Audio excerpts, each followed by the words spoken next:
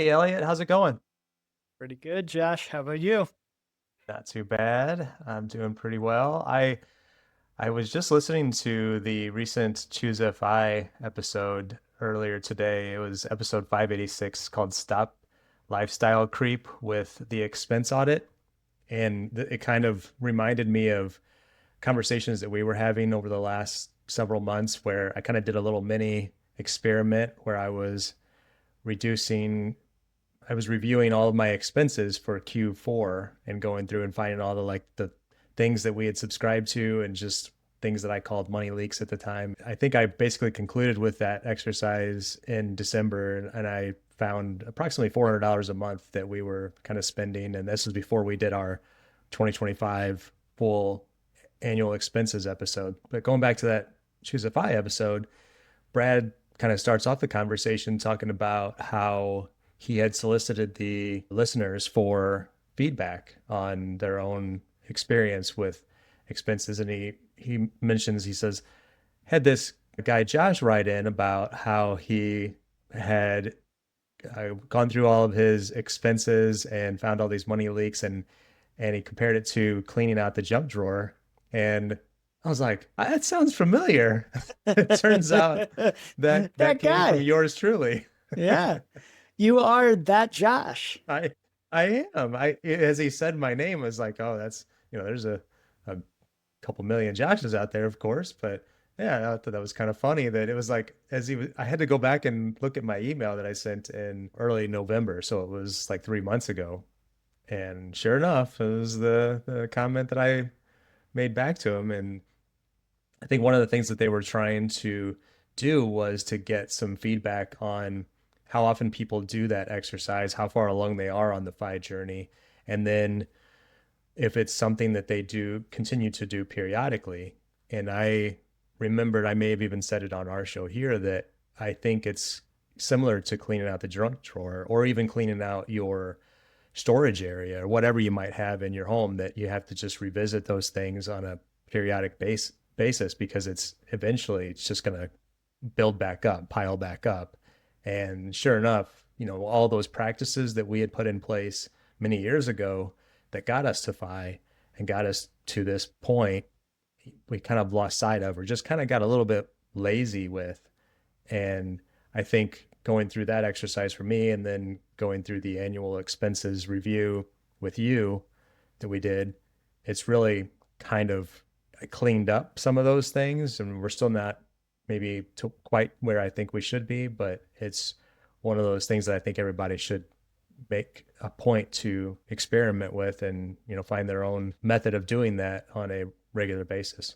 Yeah, absolutely. I mean, I know the way that Brad has phrased it recently is basically along the lines of every $100 saved is approximately $30,000 worth of savings off your FI number at the end of the day. So $400, I mean, obviously rough math just says 120,000 off that fine number, and then that's always with the stipulation of not even turning around and investing that money for that to compound even further. Now, of course, this is with the benefit of compounding and everything else, and you're in a completely different aspect of that journey, but nevertheless, yeah, big true savings to plug that leak. So that's pretty exciting. We haven't really done this exercise with any kind of regularity in years. We just were kind of going through the motions of here's what comes into our checking account. We had at least enough of a conscious spending, I guess, that we were doing the majority of our spending on our credit cards. And then we're able to pay that off every month out of our checking. In the rare occasions that we're not able to do that, it's typically because we've done some traveling and we've seen a spike and some lumpiness. And then we often just will shift some money from our savings account into our checking to pay off that large expense. And this month of January, I ran through our numbers and found, life is lumpy. This January was overall spending was really, really good. I think we came in at right around $4,000 of total spend. And that's, we don't have a mortgage, we don't have car payments, but travel was above and beyond that 4,000. It was an additional 4,000 because we have a really big trip coming up later this year that we had to make the first payment on for the month. So the total spend for the month was like $8,500, which if you were just to look at that month as as a standalone, it would look like we're just really living it up over here, and there's no regard for any kind of budgeting when you compare it to what I thought we were going to be spending once I left the W-2 job. But we know that there's going to be those giant spikes, and those are accounted for. Everything else, as I scanned through it, looked a lot more intentional than what I saw in 2025 for our spending, especially as I went through that auditing exercise in Q4 and cut out a lot of that junk. There's still a couple of things that I need to figure out, but overall, it was a pretty good month for us.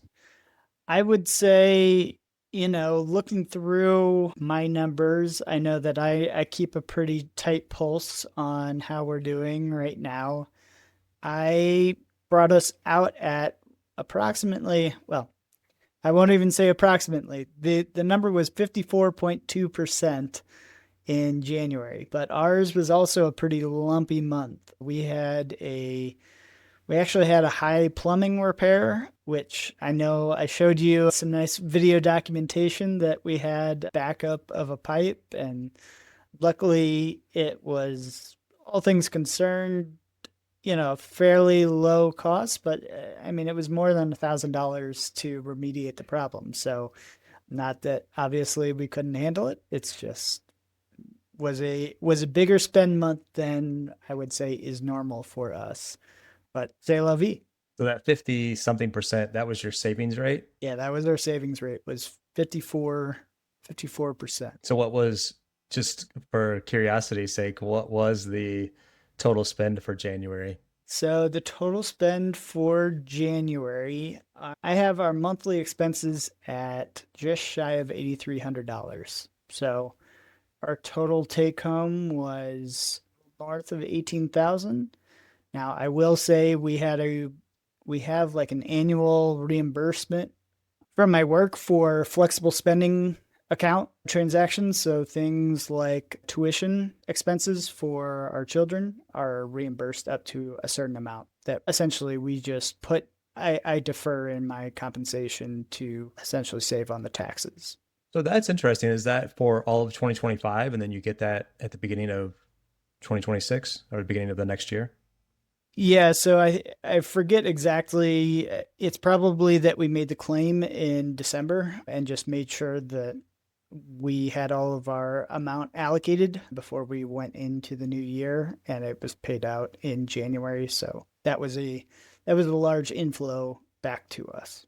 Wow, that's good. I never was able to take advantage of that back. Well, I mean, I guess that's a good thing. My kids didn't have that cost for whatever reason, and I don't know that our flexible spending account back then. I feel like they maybe didn't have that as an option for what was covered 20 years ago or whatever, 15 years ago, whenever my kids were in school or preschool. Yeah, lucky, or I won't even say lucky, is it's certainly been a nice benefit the last couple of years. But of course, yeah, I would say all good things come to an end, but the better thing is not having to pay for it at all. So that this Yeah. is the last year of preschool, so tuition will be a thing of the past. Yeah, in keeping with my 2025 expenses, my two top categories, if you'll recall, were groceries and then food and drink. And that was the same in January. Although food and drink was considerably lower, it was only about $400 for the month. Groceries was still very high. And I actually had heard recently, it may have been in that same episode of ChooseFI where they were talking about somebody else had shared their numbers, and like that was a category that over the last several years, of course, with inflation, that had gone up considerably. And another reason to go through this exercise just to kind of see where your money is going from an expenses standpoint is just to kind of see that inflation over time. And if you were kind of mentally benchmarking on 3 or 4 or 5 years ago, that line item is probably considerably higher. And I know for us, we have reduced the number of mouths to feed in our home, but we've also put more of a conscious effort towards purchasing healthier, higher quality food. And along with that comes a higher price and of course inflation. So that was $1,470 for the month of January, which groceries is one of those line items that includes things like just a Walmart trip that may or may not have been groceries. It could have been a household item, but just kind of categorize it all into that same bucket. Yeah, bucket. And yeah, not really go through the hassle of trying to extract all of that. It could be a Target trip or, whatever. That's just all kind of categorized as groceries. Yeah. No, I totally understand that. I know, as I mentioned in previous episodes, that we have severed ties with Mr. Bezos and the Jungle Company. Our shopping bucket that used to basically be predominantly that company as well as a few other shopping, just box stores, I would say, has taken a pretty drastic reduction. So it's if we talk about money leaks in our own budget, that has certainly been one that's come down very drastically. I do not I used to have nice pretty pie charts of saying where, the biggest spend was ours. We do still have a mortgage. So the mortgage is actually in this example, it's the second highest expense for the month. Home maintenance, like I said, this plumbing repair was the largest expense for the month for us. But then, yeah, we also separate groceries versus restaurants, and if you were to combine those two, that actually would make that the second highest category, just above our mortgage. Going back to Amazon just for a minute. So we have that shopping category too. Surprisingly, for the month of January, it was actually a positive amount of $12 because there was something that was returned. And we were still using Prime for, I guess, the majority of the month. And in fact, I mentioned a couple episodes ago that we had paused our Prime membership, which should have turned off the automatic billing. And as I was looking at my credit cards today, I noticed that that expense was drafted out of our Amazon Prime account again off that credit card for the month of February just a couple of days ago. So I haven't had a chance to go into there and see why, but I was under the impression that we were pausing it and no longer going to have that expense, but it popped up again and I got to figure that out. So that's just one of those other things that's just frustrating that some of these things it's easy to cancel. Others, there's a little more friction there. And maybe when you think you've pulled one over on them or turned it off, well, they're still going to get your money one way or another. They're going to charge your credit card, whether you like it or not, unless you go the route of Elliot and sever all ties. So I would be, I mean, is there any more that you would be interested in sharing about your experience so far with not having Amazon? I guess it's been a couple of months for you now, or at least a month. Yeah, so I will say Dawn still has a business, a small business that she runs. So every once in a while, I know that she's purchased items from there, but almost exclusively whenever she buys something, it's over the amount needed to qualify for free shipping. That's generally expedited, which is only $25. So it's pretty easy to spend $25 at Amazon.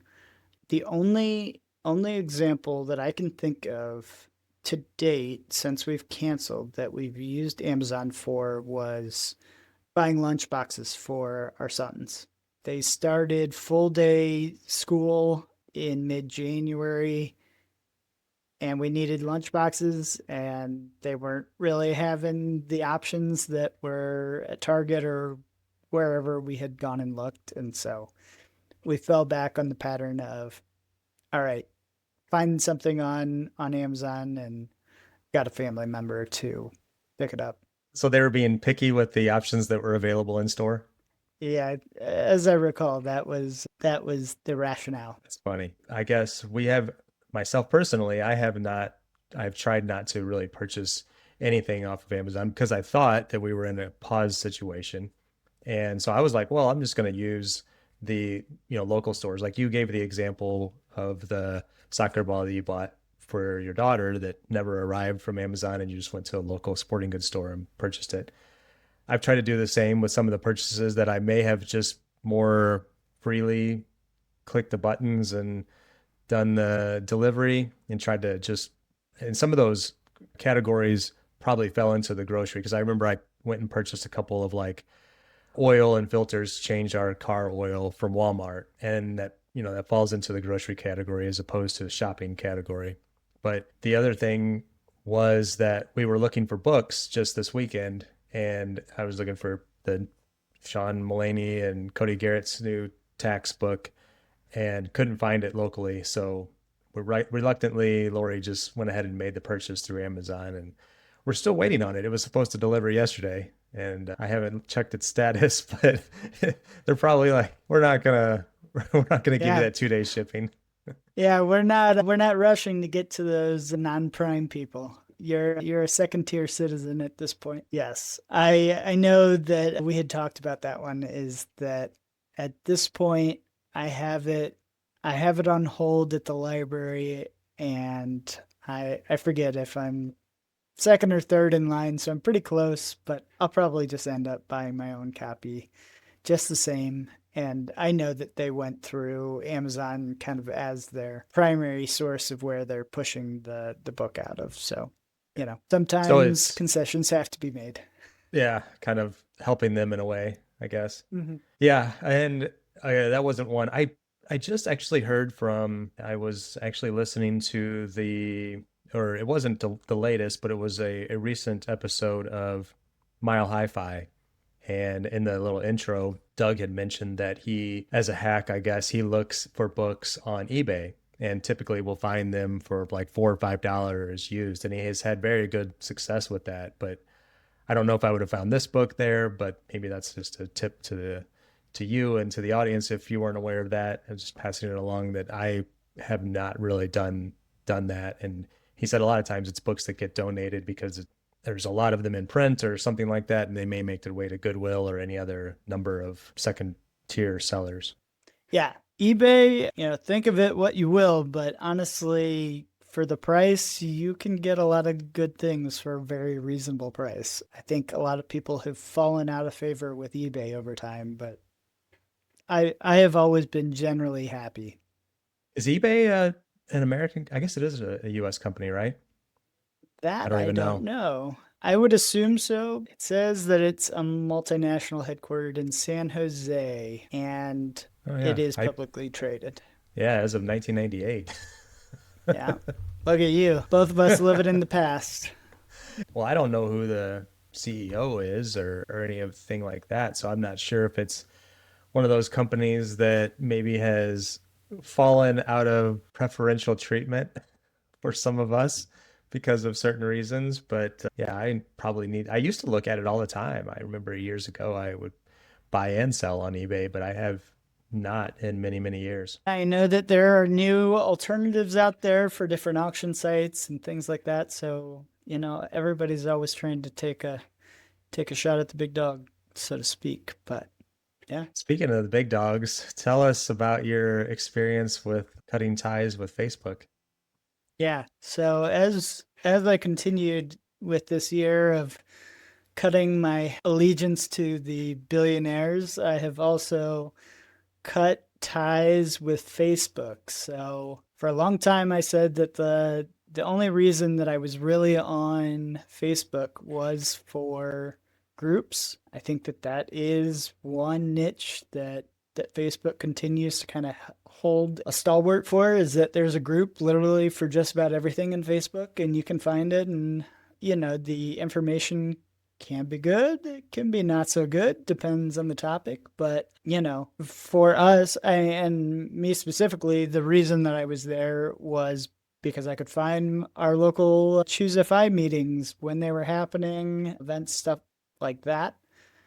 However, with the rollout of the new ChooseFI website and forums and app, etc., put my proverbial money where my mouth is and finally cut ties. So yeah, it's I would tell anybody that's interested in trying it. If you've read, like years ago, I read Cal Newport's, what is it, Digital Minimalism or Yep. something along that effect. Just try separating yourself from that little pocket computer that you probably all have on you right now and see how addicted you really are to it. I know that like you've taken the app off your phone, and I've done that in the past, and you know, either find myself going to the website or re-downloading the app. It's like, oh, I'm not on there that much, and then you get the I'm a strange person that pretty much doesn't allow any notifications on my phone with the exceptions of actual phone calls and text messages. There are very, very few apps, probably on a single hand, that actually get the privilege of notifying me beyond that. And so yeah, the you still get the phantom, like, oh, was that a notification? Or just the reflexive, oh, I have 30 seconds, let me pull out my phone and pull up Facebook. And how much I saw that in that first week, and now it's completely gone away. I don't have any of those where I just pull out my phone. I'm like, yeah, I wonder what's going on there. Now, that's not to say that it can't be replaced with something else. And I've done that in the past, of whether I had Reddit on my phone or I had YouTube or the Google News feed. That's probably something else that I just need to figure out how to kill, just because once again, it's trying to put my eyes into something that some algorithm and somebody is trying to push in front of my face, but ultimately it has put me at ease by and large. And that's really good to hear. That I know that Google News feed is that's something that can be turned off. Found myself being addicted to that years ago, and I shut that off. I don't know, quite a long time ago. I don't remember exactly how to go about doing it. You can just Google it and walk through those instructions. It's not. I don't believe it's like straightforward. It's a couple different 3 or 4 clicks.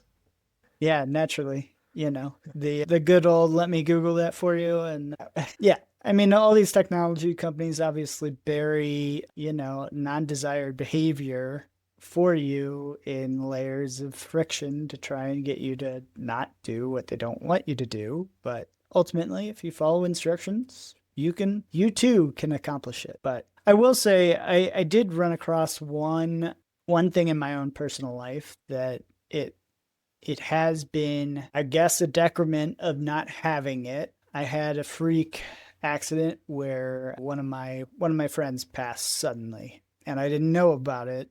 Or the only reason that I did know about it was because my wife is still on social media, and she was able to tell me about it. But otherwise, yeah, I would have had no clue at all. And I don't know if I would have heard about it if both of us were essentially off social media. Yeah, it's strange, I mean, there's so much of the world does a lot of communicating through these social media platforms that there's certain things that we probably will miss over time. I mean, we both just had a birthday in the last couple of weeks, and I did not log into my Facebook account. My wife too is still an avid Facebook user, and she's letting me know that, hey, everybody, these people are wishing you a happy birthday. And I'm like, that's great. And I did not log in to thank anybody. In fact, my mom sent me a text and we were kind of chatting, and she said, "Did you see my post?" And I'm like, "No, I didn't. Sorry." Are you dead, Josh? You didn't say thank you on my Yeah, post. Yeah. I know. It's funny. Of course, my mom is older, and it's like share a Facebook post and then follow it up with a text. Hey, you know, it's funny that you brought up Mile High Fi earlier. Did you listen to the episode with Mr. Money Mustache and Rusty as they talked about movies or Yes, I did. movie and media reviews. Hmm. So I have found myself engulfed in one of the shows that they mentioned, Corporate. Have you have you heard or watched that one before? I remember them talking about it, but I have not watched it. Yeah, so I remember probably that somebody else in the Fi community had mentioned it at once in the past, and I had maybe made it through an episode or two. Now I've made it through 2 seasons, so I guess you found where my free time has gone in some ways. But I say this just because there is this episode in one of the seasons where it is all about social media and just the reasons why we do what we do, and it just rings very true to me what you just said as far as the Facebook message. If you don't hear contact, then everybody looking at you like, well, why didn't you do something? Why didn't you give me a thumbs up? Why didn't you give me that like? And I've always been kind of that strange person that I call people a lot more than I mean, I do text, but you know who you are. You get phone calls from me much more regularly than you probably get a text message. So So that. it happens. Yeah. And I'm the weirdo that leaves my phone on do not disturb 24 hours a day. So I often will miss your call. And when I do answer, it's typically because I either happen to have my phone laying nearby face up and I see that it is giving me the alert that, there's your picture showing up and that you're calling me. Or maybe in the rare occasion I may actually have the do not disturb turned off. I'm the same way with notifications as you. I've tried to reduce every possible notification, maybe even to the point of just being flat out rude where I don't get notifications via text or phone calls because I have do not disturb on, except for those few select people that are in my immediate family that are considered, my favorites, so to speak, that it allows the phone call or text message to come through. Maybe one day Yeah. I'll ascend to one of those favorites, Josh. Wasn't there a No. Seinfeld episode where I don't know if you were a fan of Seinfeld, but there was only a spot for like six favorites and somebody didn't make the cut and they're like, well, there's no room for you. Sorry. Yeah. Yeah. Nope. That is exactly true. Yeah, old cell phone plans where you like didn't get charged minutes versus these certain number of people, and yeah, you know, Yeah. relics of the past. Yeah. A simpler time. That's So right. going back to Facebook for a moment, were you ever much of I guess two things, marketplace user or messengers user? So I certainly have used both. So marketplace groups, like very specialty niche groups. I didn't use Messenger a ton, but those would be the two places where I feel like, yeah, maybe I would just create a profile, leave it very dormant. Like you said, don't check it, don't put it on your phone, don't do anything, but it's there as the backstop when yeah, that once in a blue moon that I want to turn around and go sell something on Facebook Marketplace or go find very specialized, curated information, then I can go find it. But Yeah, I for haven't me, I had that need guess. quite yet. Okay. For me, I think Lori would still be able to handle the marketplace stuff. And the messenger thing, though, that's one that I haven't solved for. So I still have my Facebook account. Like you mentioned, I don't have it on my phone and I have no desire to put it back on there. And I can't even log in from a laptop anymore because there's like I don't know. I've I created I caused it to be to have so much friction that I can't figure out how to log in because I don't know what my I don't know. It's a long story. But anyway, my I have a handful of friends that communicate only through Messenger. And I mean, I don't know if I want to be the odd man out and just go, "Hey guys, I don't have an account anymore, so contact me through," I don't know. It's just one of those things that I still use it almost every day, the Messenger app. Yeah. Hmm. Interesting. Yeah, no, I certainly do not do that. I have some people I talk to on Discord. I know we know people that use WhatsApp. I don't know. as far as different messaging, like I just use like group text or things like that just in my native messaging app on my phone. But I can't say that I run across too many people that just hit me up on Facebook Messenger beyond it would have been like, hey, I posted something, and somebody will be like, oh, I'll DM you on the side about something. Yeah. So that I guess is keeping me still with an active account is having that messenger app access. Marketplace, I feel like it hasn't been. That used to be one of those things that I would kind of just go down the rabbit hole on Marketplace. Like any other thing, it would just like capture my attention and I would lose, I don't know, half an hour just scrolling through like tools or whatever else, things that I didn't even need and wasn't even shopping for. But somehow the algorithm knew that these are the things that I'm interested in. And it just kept showing me more and more stuff. I was going to say the product manager of Facebook Marketplace is, yeah, jumping for joy hearing those words, Josh. You know, So yes, the where algorithms do work, believe it or not. Yeah, yes, they do. And speaking of that, where I do spend a lot of my time, going back to your comment of, the show that you were watching that's taken maybe your time that would have been spent scrolling, is I spend my time on YouTube, but not the YouTube app on my phone. I use it on TVs, and that's kind of just my form of entertainment. I made a comment to Lori a few weeks ago that I could literally live on YouTube alone. Like I don't need any other streaming service. I could just watch people make stuff and fix stuff and build stuff, and then there's plenty of free movies and things like that on there, and there's just tons of, I feel like, great content that's being added every day. It's either entertaining or educational or just a variety of on literally every topic that you can imagine. And that's where I spend a lot of time. I Again, it's on my TV, which is weird. I'm probably in the minority there. No, I mean, we've been watching quite a bit of YouTube, but I think we've been using it for, and I knew this about you going into all of this, but we have found ourselves using YouTube quite a bit for, I mean, a lot of the research that we're doing as far as our move to France and everything else like that. So yeah, we've been devouring content on YouTube. We probably, I would have said that we would have watched a couple shows a night before going to bed. And now maybe we watch one, but most of it is just, yeah, YouTube videos about any number of things. So, Be careful. It'll start to be these little.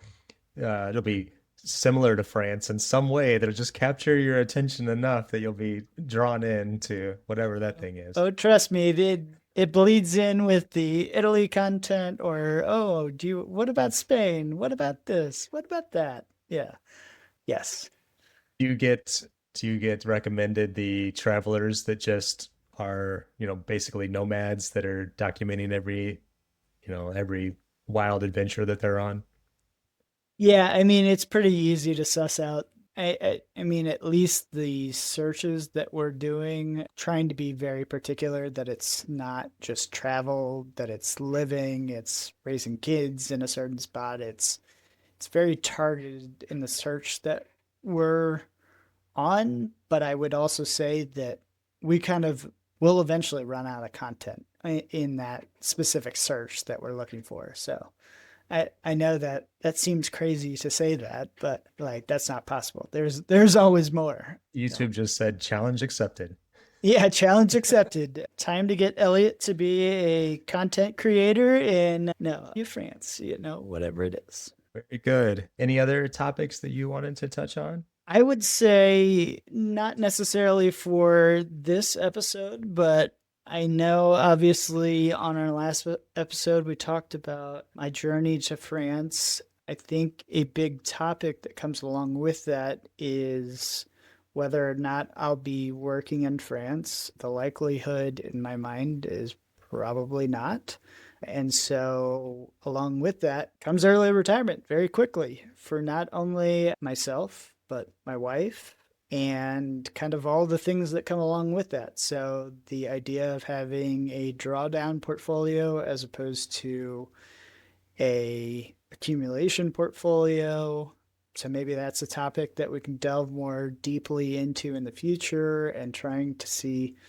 I mean, I know that you and I have both talked about this off air, but yeah, obviously there's lots of people in the community that have become pillars of the community because of their research in this space. But then you also have other people that have kind of completely ignored that thought pattern and gone a very different path. So somebody that comes to mind on kind of the two different ends of the spectrum would be Frank Vasquez is somebody that's done extensive research on drawdown portfolios and the merits of, I think he runs, you know, 10 different portfolios or something close to that to track performance over however many years he's been doing it.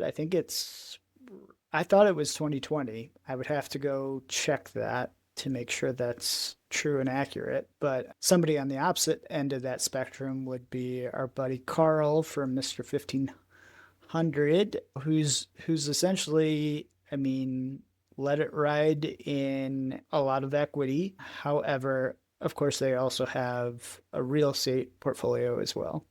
Yeah, I think that would be fun to just kind of see where you're thinking right now, and I'm sure there'll be some iterations along the way as you get closer. But as of right now, you're potentially about what, 6 months out? 6 months or sooner. Who knows? At this point is yeah, I mean it's pretty crazy to think about that. Yep, that that could be the timeline. Yep, it's So exciting. I'm yeah. hopeful that there'll be just a little bit of US retirement that you'll be able to experience prior to your departure. Yeah, John and I'll say this meets two different things. So I didn't have what I would call a traditional workout, but I did get almost nearly 10,000 steps in yesterday. So it's not nothing. We spent a lot of time just talking about kind of all the things France plus retirement and everything else. So yes, I mean I know that that's certainly something that you and I had talked about. So yeah, who knows? Stay tuned. Yes, that's right. All All right, right. Elliot, this has been Well, a sorry. All right, Elliot, no, this has go been a ahead. fun conversation. As always, if you've stuck with us this long, we really appreciate it. Hit that like, subscribe button on your podcast player or YouTube channel that you are listening to us on. And otherwise, we'll catch you next time. Thanks so See you, much. Elliot. See you, Josh.